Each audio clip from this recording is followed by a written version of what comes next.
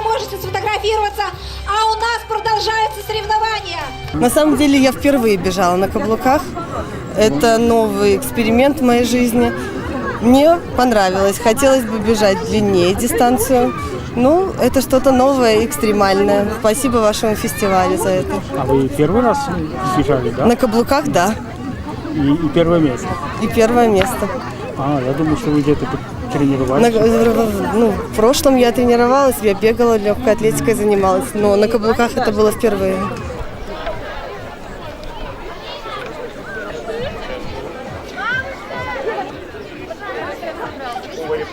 Внимание! Давай!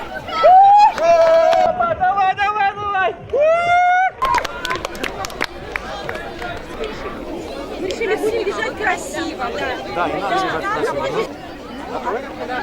Да, старт, спокойно. Внимание!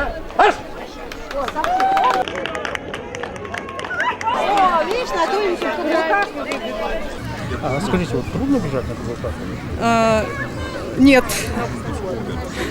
не труднее, чем в кроссовках. То есть, если я попробую, то можно? Ну, женщина любая точно сможет. По поводу мужчин, если потренируется, то сможет.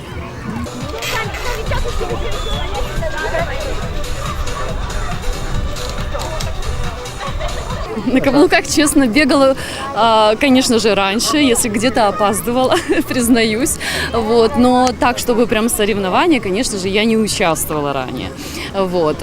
Конечно, трудно было, вот. Но очень интересно. Я считаю, что у вас прекрасный праздник, очень веселый, очень много молодежи, которая поддерживает, собственно говоря, спорт, да, и сам фестиваль приносит массу удовольствия. Поэтому спасибо вам за это.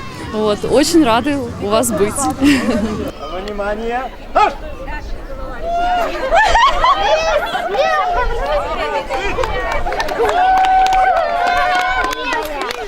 Вы знаете, что мы очень рады, что мы второй год подряд присутствуем на ночном фестивале с конкурсом Miss Extreme.